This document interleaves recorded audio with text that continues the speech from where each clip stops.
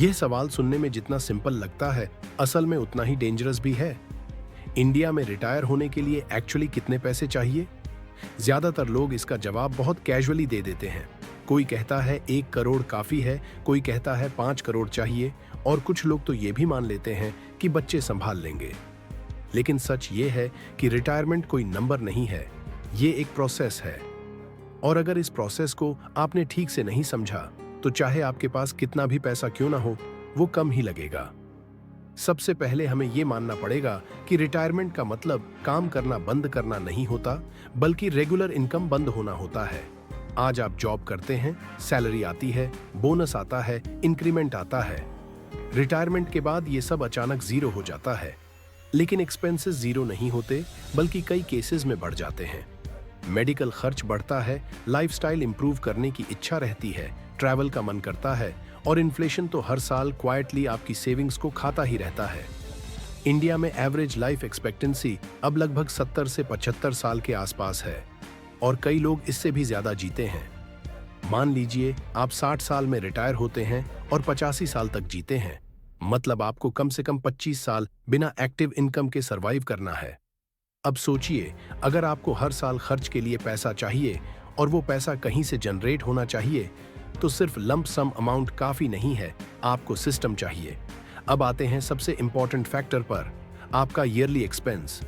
बहुत लोग यही सबसे बड़ी गलती करते हैं। वो सोचते हैं कि अभी उनका खर्च 40,000 या 50,000 पर मंथ है, तो रिटायरमेंट में भी उतना ही होगा। लेकिन ये असम्पशन गलत है। इन्फ्लेशन नाम की चीज होती है।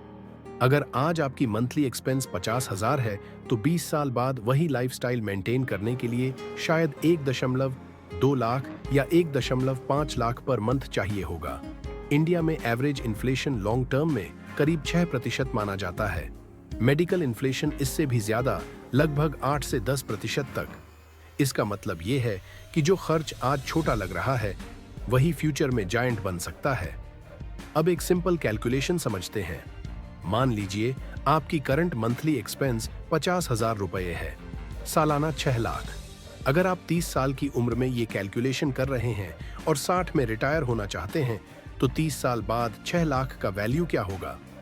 6% इन्फ्लेशन के साथ ये अमाउंट लगभग 34 से 35 लाख पर ईयर बन जाएगा।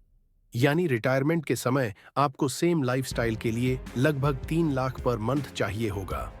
अब सवाल ये है कि रिटायरमेंट के बाद हर साल आपको 35 लाख चाहिए, तो टोटल कितना कॉर्पस चाहिए? यहाँ लोग अक्सर मल्टीप्लाई कर देते हैं। 35 लाख गुना 25 साल बराबर करीब 9 करोड़, और यहीं पैनिक शुरू हो जाता है। इतना पैसा तो इम्पॉसिबल है, लेकिन रियलिटी इतनी सिंपल नहीं है। आपको रिटायरमेंट के पहले दिन ही पूरे 25 साल का पैसा निकालकर खर्च नहीं करना है। आपका पैसा इन्वेस्टेड रहेगा और इन्वेस्टमेंट रिटर्न जनरेट करेगा। इसलिए हमें समझना होगा सेफ विथड्रॉवल रेट क्या होता है। जनरली फाइनेंस वर्ल्ड में 3 से 4% सेफ विथड्रॉवल रेट माना जाता है, खासकर इंडिया जैसे कंट्री में जहां इन्फ्लेशन हाई है। अगर आप हर साल अपने रिटायरमेंट कॉर्पस का 4% निकालते हैं, तो थियोरेटिकली आपका पैसा लंबे समय तक चल सकता है। इसका मतलब ये हुआ कि अगर आपको सालाना 35 लाख चाहिए, तो आपका टोटल कॉर्पस लगभग 8.75 करोड़ होना चाहिए। अगर आप ज्यादा कंजर्वेटिव हैं और 3% विथड्रॉवल रेट मानते हैं, तो ये अमाउंट लगभग 11 से 12 करोड़ तक चला जाता है। अब यहाँ एक इंपॉर्टेंट पॉइंट है, ये कैलकुलेशन उस इंसान के लिए है जो मेट्रो सिटी में रहना चाहता है, सेम लाइफस्टाइल मेंटेन करना चाहता है, ट्रैवल करना चाहता है और प्राइवेट हेल्थ केयर अफोर्ड करना चाहता है। अगर आप टियर 2 या टियर 3 सिटी में रहना चाहते हैं, सिंपल लाइफस्टाइल है, ओन हाउस है, तो नंबर काफी कम हो सकता है। अब बात करते हैं हाउस की। अगर आपके पास रिटायरमेंट से पहले फुली पेड हाउस है, तो आपका प्रेशर काफी कम हो जाता है। रेंट एक मेजर एक्सपेंस होता है। अगर रिटायरमेंट के बाद भी रेंट देना है, तो आपको अलग से रेंट इन्फ्लेशन कंसिडर करना पड़ेगा। लेकिन अगर आपका खुद का घर है, तो रिटायरमेंट कॉर्पस रिक्वायरमेंट शायद 20 से 30% तक कम हो सकती है। अब मेडिकल एक्सपेंसेस को लाइटली मत लीजिए।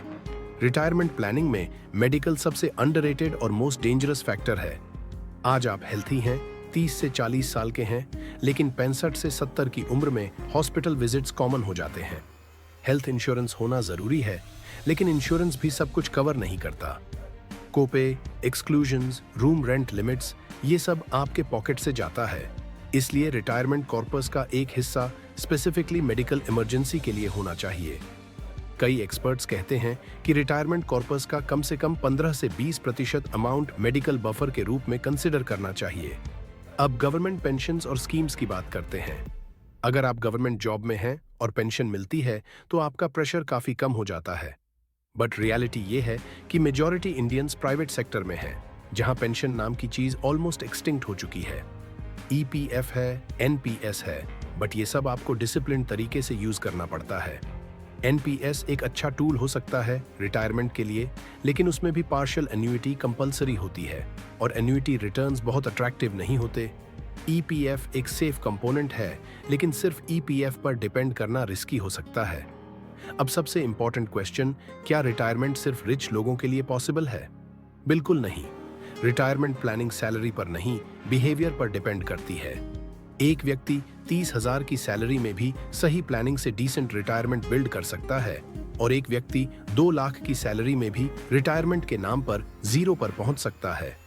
अगर आप अर्ली स्टार्ट करते हैं तो मैजिक ऑफ कंपाउंडिंग आपके साथ काम करता है। मान लीजिए आप 25 साल की उम्र में 10,000 पर मंथ इन्वेस्ट करते हैं इक्विटी म्यूचुअल फंड्स में एवरेज 12% रिटर्न के साथ।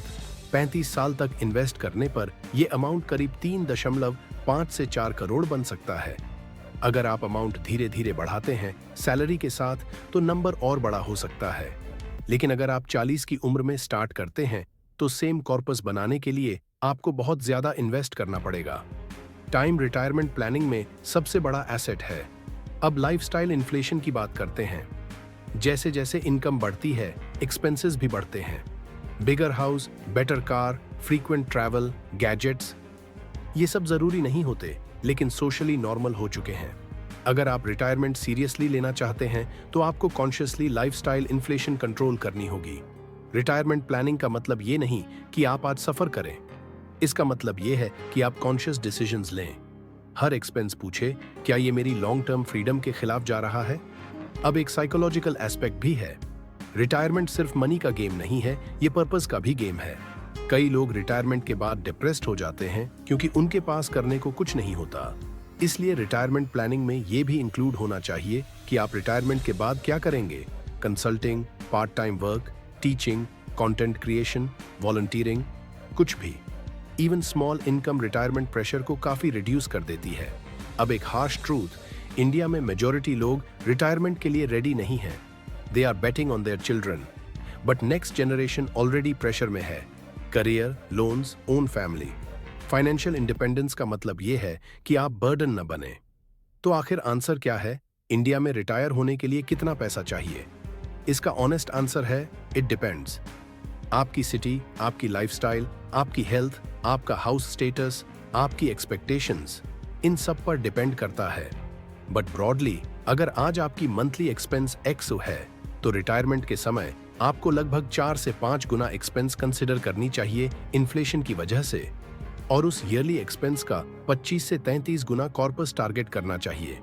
अगर आप टुडेज वैल्यू में सोचें तो मिडिल क्लास इंडियन के लिए कंफर्टेबल रिटायरमेंट कॉर्पस 3 से 5 करोड़ के बीच हो सकता है, अस्यूमिंग ओन हाउस और disciplined lifestyle. Upper middle class lifestyle के लिए ये 7 से 10 करोड़ तक जा सकता है। लेकिन सबसे इंपॉर्टेंट बात यह है, रिटायरमेंट कोई वन डे डिसीजन नहीं है। ये डेली हैबिट का रिजल्ट है। हर महीने थोड़ा इन्वेस्ट करना, अननेसेसरी डेट अवॉइड करना, इमरजेंसी फंड बनाना, इंश्योरेंस लेना, ये बोरिंग चीजें ही फ्यूचर में फ्रीडम देती हैं। आज आप ये सवाल पूछ रहे हैं, इसका मतलब आप ऑलरेडी मेजॉरिटी से आगे हैं।